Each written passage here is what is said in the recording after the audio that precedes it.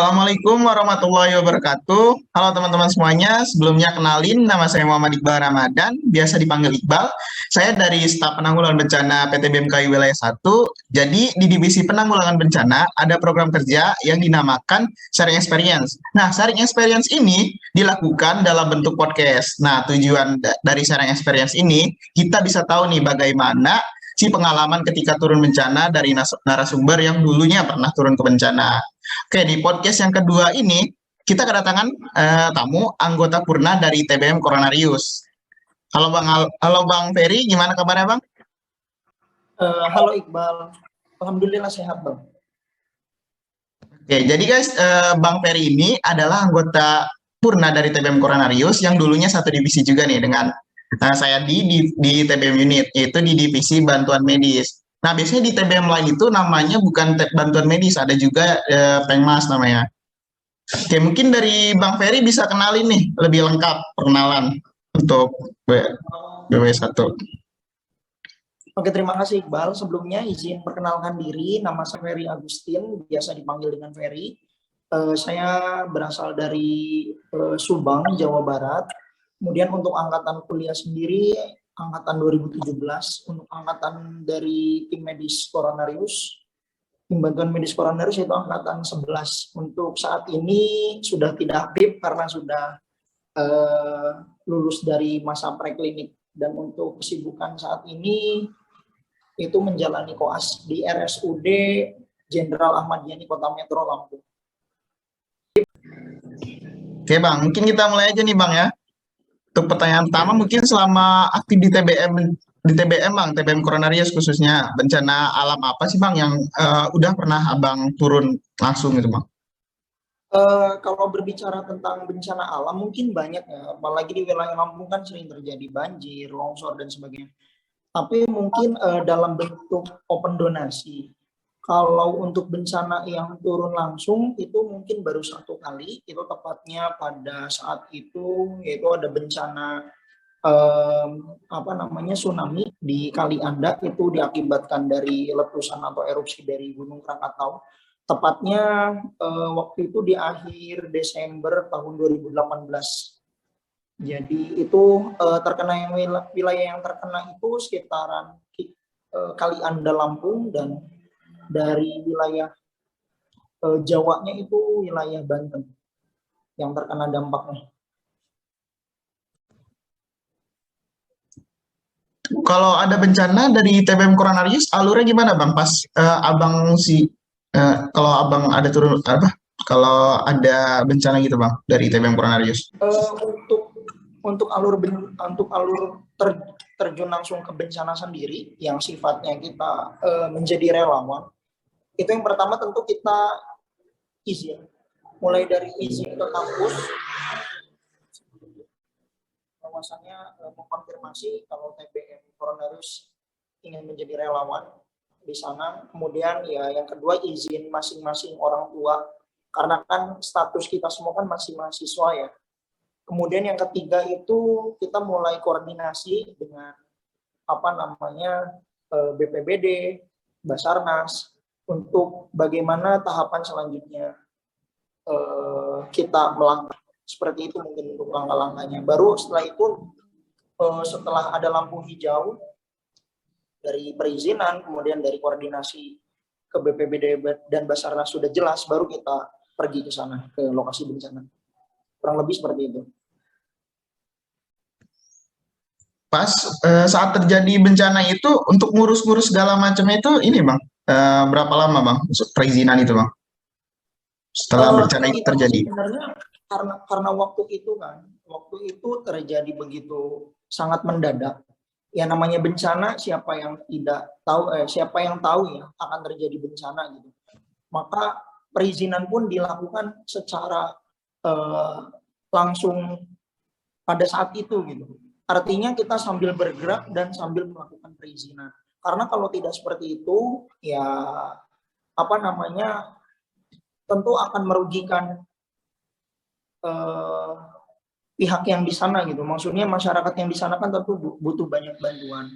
tentu itu akan merugikan waktu untuk kita semua. Makanya itu kita dituntut untuk cepat. Ibarat kata ya, time saving is life saving, itu di situ harus benar-benar ditepati.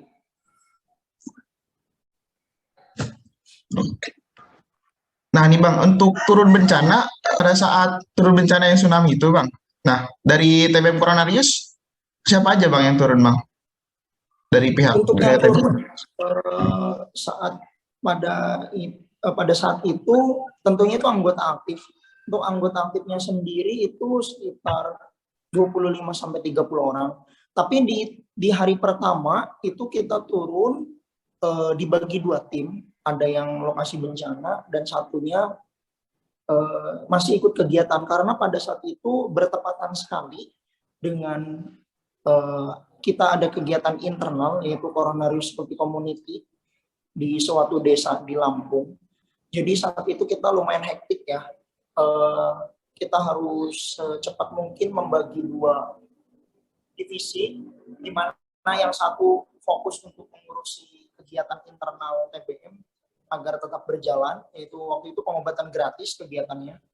Kemudian yang kedua, satu tim lagi harus bergegas untuk berangkat ke wilayah Kali Anda. Baru setelah hari itu esoknya semua tim diterjunkan ke sana. Baru di sana dikoordinasikan kembali.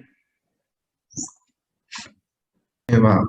Jadi Bang dibentuk 2 tim kan Bang, ada yang di CHC atau di Coronarius Multi Community dan juga ada yang turun ke bencana nih Bang. Nah, ada yang sebelum turun yang ke bencana itu Bang, ada persiapan nggak Bang yang tim yang mau turun ke bencana itu? Kan itu sifatnya kan lebih mendadak ya Bang, bukan mendadak sih. Ya, mungkin dari prepare ya dari TBM Coronaris gimana tuh Bang? Jadi untuk persiapan sendiri, sebenarnya ini nih yang menjadi ujian untuk, menurut saya menjadi ujian untuk anggota tim medis. Karena pada saat kita terjun langsung, itu betul-betul ya skill dan pengetahuan kita begitu diuji, karena di lapangan itu tidak ada kita briefing untuk pelatihan kembali, itu tidak ada. Yang ada cuman briefing untuk koordinasi, ini harus kemana gitu. Untuk persiapannya, jadi ya bisa dibilang minim ya minim gitu. Benar-benar waktu pada saat itu kita dituntut sebisa mungkin untuk terjun. Nah, ketika sampai di lokasi itu kan dibagi lagi. Kita briefing dengan Basarnas dan juga PBD. Cuman waktu itu di lapangan diatur oleh Basarnas. Nah, setelah itu orang-orang dari kita yang ada di lapangan itu dibagi 2 lagi. Dibagi 2 lagi, yang satu terjun untuk evakuasi, karena di sana harus ada evakuasi kan untuk menelusuri wilayah-wilayah yang telah diterjang oleh ombak, itu harus mengecek apakah ada korban atau tidak. Kemudian nanti kan evakuasi ke pulau-pulau kecil yang di sekitar Kali Anda yang terkena dampak juga. Seperti itu. Itu untuk pertama tim evakuasi. Yang kedua, tim itu dibentuk tim siaga di pos. Jadi nanti ada pos-pos tertentu guna untuk menjadi pos kesehatan. Jadi masyarakat itu posnya itu didirikan di sekitar tenda-tenda pengevakuasian warga ya. Jadi nanti tugasnya itu untuk melayani kebutuhan di bidang kesehatan bagi warga yang terdampak. Jadi seperti penanganan luka dan lain-lain itu kita yang mengerjakan. Kemudian selain itu job desk daripada yang berjaga di pos ini, dia di beberapa waktu seperti di pagi hari atau di siang hari itu biasanya kita berjalan untuk mengunjungi setiap tenda-tenda evakuasi dari warga untuk mengecek kesehatan warga-warga di sana yang telah dievakuasi. Seperti itu. Dari TBM Coronaris ada kendala nggak Bang saat menyampai ke lokasi? Untuk kendala sendiri pada saat waktu itu mungkin yang pertama tuh transportasi ya. Karena kan pihak Basarnas dan juga pihak BPBD itu tidak menyediakan kendaraan untuk kita ya, karena mereka ya secara internal pribadi mungkin yang menyediakan untuk Jadi kita di sini lumayan kesulitan transportasi untuk pergi dari Bandar Lampung ke Kalianda, dan jaraknya itu kan lumayan jauh ya, sekitar mungkin 70 sampai 80 kilo. Jadi itu yang pertama. Yang kedua mungkin masalah akomodasi. Akomodasi di sana ya agak kurang, karena ya mungkin persiapan dari kami sendiri yang masih kurang, karena waktu itu keadaannya mendadak. Akomodasi sendiri itu seperti ya tenda, kemudian ya apa namanya, kesiapan diri sendiri untuk di sana penginapannya gitu. Itu mungkin agak kurang, karena ya dari pihak internal sendiri masih belum ada persiapan. Mungkin itu. Untuk selanjutnya kendala di lapangan saat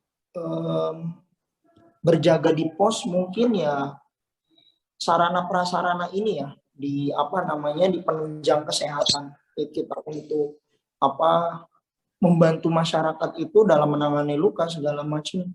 Itu ya kita harus sebisa mungkin benar-benar seadanya, harus bisa memanfaatkan apa barang-barang yang tersedia di sana, itu benar-benar harus bisa dimanfaatkan. Mungkin itu sih kendala-kendalanya, Bang. Jadi lumayan juga ya Bang kendalanya dari transport tadi ya. Oke. Nah Bang, pada saat hal pertama yang dilakukan nih Bang dari TPM Coronarius pas sampai lokasi bencana itu ngapain Bang? Ada penyampaian materinya atau briefing sesuatu nggak dulu Bang?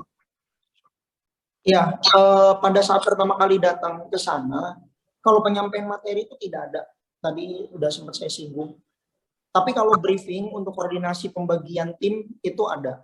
Nah, tentu di sana tahap pertama yang kita lakukan yaitu pendirian tenda dan tempat pos utama. Jadi di sana kita membuat pos utama terlebih dahulu. Jadi nanti jika ada suatu kendala dan pertukaran pos, kemudian ada segala macam, itu semua pusatnya ada di pos utama. Di pos utama ini waktu itu didirikan di lapangan ini ya, di lapangan apa namanya, di kota Kalianda. Jadi lumayan jauh dari lokasi bencana.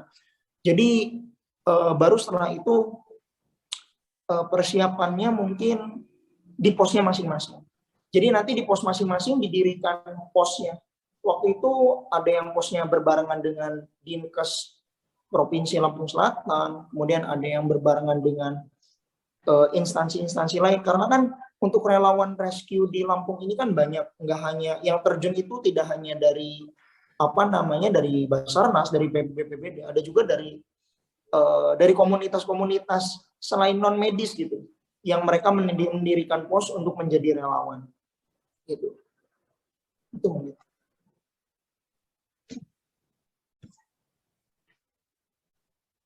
Nah Kak, pada saat turun bencana itu berapa lama Kak yang di tsunami itu? Untuk waktu pada saat itu, pada saat turun bencana, itu kurang lebih 1,5 minggu. Jadi kurang dari 14 hari sih. Jadi kita berjaga di sana pada saat menjadi relawan di sana itu dikatakan clear itu hingga kondisi aman. Oke, nah dari TBM sendiri nih, ada materi apa sih Kak yang dulu ya, maksudnya kalau misalkan di TBM kita kan ada yang namanya Dikdas ya, Dikdas segala macam pendidikan dasar. Nah, materi-materi apa sih Bang yang kayak berguna atau kepake nih pas saat turun bencana? Kadang kan Anda sampai maksudnya waktu kadang kan teori atau materi itu kadang pas diaplikasiin kurang cocok, mungkin ya, sebaliknya gitu, malah lebih berguna banget gitu. tentu ya pada saat turun bencana itu lebih ini ya, apa, adrenalin lebih meningkat gitu, karena kita benar-benar diuji. Untuk materinya sendiri yang sering terpakai, yang pertama itu trias. Kenapa trias itu sangat terpakai? Karena kan pada saat tim evakuasi mengevakuasi wilayah yang terdampak itu benar-benar kita harus bisa menyortir gitu, apa namanya, mana yang harus masuk ke hijau, mana yang harus masuk ke kuning. Nanti kan itu kelanjutannya harus berkoordinasi dengan pihak pos terdekat gitu. Nanti dari pihak pos terdekat pun harus bisa, ada beberapa waktu yang memang mungkin itu awal-awal sih yang lumayan hektik, yang dimana di pos itu lumayan kesulitan untuk apa namanya melayani warga karena begitu banyaknya warga yang terdampak itu, banyak yang warga yang luka-luka gitu, entah itu ada yang robek, entah itu ada yang ya sakit karena demam aja itu ada, ya dan lain-lain sih. Itu pertama trias. Yang kedua mungkin dari manajemen luka. Kemudian di manajemen luka sih, apalagi ya manajemen luka tuh banyak banget di bencana-bencana seperti itu kan, otomatis akan ada banyak serpihan bangunan yang tercerai di mana-mana. Itu maka akan menyebabkan banyak warga yang terkena luka. Ya penanganan luka sendiri mulai dari hanya luka lecet sampai luka robek itu ada. Jadi ya tentu nanti dari sana kelanjutannya itu ada hacking. Hacking pun sangat berguna karena pada saat turun di lapangan pun banyak luka yang harus kita jahit itu banyak. Terus yang selanjutnya mungkin BHD, bantuan hidup dasar. Karena ada beberapa mungkin kebetulan masyarakat yang terdampak dengan kondisinya memang yang cukup tidak baik, apalagi sudah menua gitu. Kemudian ya pas banget ada bencana seperti itu, dia mengalami luka, itu kita dituntut untuk bisa melakukan BHD. Nah, Bang, dari dampak si bencana ini itu gimana, Bang? Mungkin dari dampak infrastruktur ataupun dari dampak ke masyarakatnya, dan juga ada berapa banyak korban, Bang, yang terkena bencana ini, Bang? Untuk dampak sendiri jelas yang pertama infrastruktur, karena itu kan jenis bencananya itu tsunami. Otomatis wilayah yang di dekat bibir pantai, rumah-rumah, kemudian ya bangunan yang ada di dekat pantai di sana itu benar-benar porak-poranda. Mungkin kemarin itu kalau kita susuri wilayah di sana, itu mungkin hanya 1 atau 2 rumah saja yang masih berbentuk. Sisanya tuh benar-benar sudah menjadi puing-puing gitu. Untuk yang kedua ya tentunya dampak ke kesehatan. Ya tentu kan di sana kan banyak korban ya. Korban yang terkena itu banyak, mulai dari hanya yang berat seperti sampai meninggal, terus kemudian ada yang sampai patah tulang, kemudian sampai yang ringan pun ada. Kemudian untuk yang ketiga ya jelas itu ke sosial ekonomi di sana ya, itu akan tidak menyeimbangkan ekonomi warga-warga di sana. Untuk jumlah korban sendiri, untuk korban keseluruhan sih kisaran ada ratusan ya. Kalau jumlah aktualnya sih saya tahu waktu itu, yang jelas itu waktu itu ratusan. Kemudian untuk korban meninggalnya itu puluhan, kisaran segitu. Ya, mungkin ini pertanyaan terakhir sih, Bang. Nah, dari Abang ada pesan nggak nih, Bang, buat masyarakat ataupun anggota TBM ya, ketika menghadapi sesuatu bencana ini, Bang? Ya, untuk pesan mungkin ya, kalau bagi masyarakat mungkin yang pertama kita harus bisa mengenali wilayah yang kita tinggali. Ya walaupun memang kita pada dasarnya tetap harus berpositif thinking gitu. Bahwasannya kita ya tentunya kita tidak mau terjadi hal-hal yang tidak diinginkan, apalagi seperti bencana. Tapi setidaknya kita harus mengetahui wilayah yang kita tinggali ini dia berpotensi kemana jika ada bencana. Entah itu banjir kah, atau itu gempa kah, atau itu tsunami kah. Baru setelah itu kita mungkin harus tahu jalur evakuasi yang baik itu kemana. Mungkin jika ada gempa itu kita baiknya lari kemana, jika ada banjir kita harus evakuasi kemana, jika ada tsunami kita harus lari kemana, dan sebagainya. Kemudian yang ketiga, itu kita tentu harus wajib ya mungkin ya, harus mempunyai nomor-nomor darurat, yang minimal nomor-nomor BPBD, kemudian nomor Basarnas, untuk suatu saat jika ada hal-hal yang tidak diinginkan, kita bisa melaporkan secara langsung, secara aktual. Kemudian mungkin yang selanjutnya ya dari segi bangunan pun kita sebenarnya harus memperhatikan ya, mulai dari pengelolaan manajemen kelistrikan di bangunan itu harus benar-benar diperhatikan gitu, harus benar-benar diwaspadai. Kemudian untuk penyimpanan barang-barang pun itu kita harus benar-benar diperhatikan, apalagi jika wilayah-wilayah yang gampang terkena banjir kan, berarti kan harus menyimpan dokumen-dokumen di tempat yang agak tinggi di rumahnya. Mungkin seperti itu sih. Untuk pesan untuk anggota medis sih ya sebenarnya simple. Yang penting kita harus selalu siap dan harus siaga ya. Bahwasannya bencana itu tidak direncanakan dan itu terjadi secara spontan gitu. Maka kita harus senantiasa selalu bersiap-siap untuk menghadapi hal itu. Dengan cara apa ya? Kita dengan cara menyiapkan diri kita sendiri minimalnya. Itu dengan kita meningkatkan skill kita, meningkatkan pengetahuan kita, gitu, guna untuk mempersiapkan hal tersebut. Begitu sih mungkin Iqbal. Oke Bang, sebelumnya makasih untuk Bang Ferry. Oke, mungkin tadi itu pertanyaan terakhir dari saya Bang terkait podcast ini. Nah, mungkin selanjutnya ada simbolisasi Bang untuk terima kasih kepada Bang Ferry yang telah menyempatkan waktunya untuk menjadi narasumber pada podcast kali ini. Mungkin saya izin sharing untuk sertifikat yang diberikan kepada Bang Ferry.